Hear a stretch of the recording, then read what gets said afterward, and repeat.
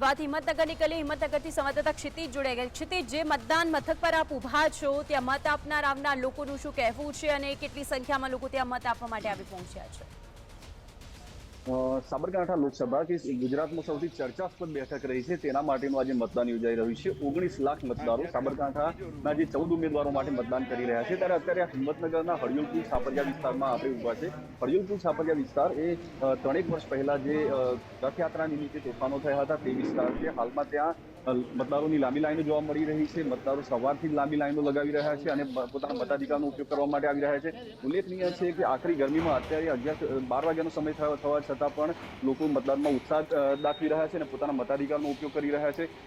અહીંયા જે આખરી ગરમીને હવામાન વિભાગે 42 ડિગ્રી ગરમીની આગાહી કરી છે ત્યારે આરોગ્યની મેડિકલ કિટ પણ ઉપલબ્ધ કરવામાં આવી છે। આ ઉપરાંત મતદાન સહાયકો જે છે તે લોકોને માર્ગદર્શન પૂરું પાડી રહ્યા છે।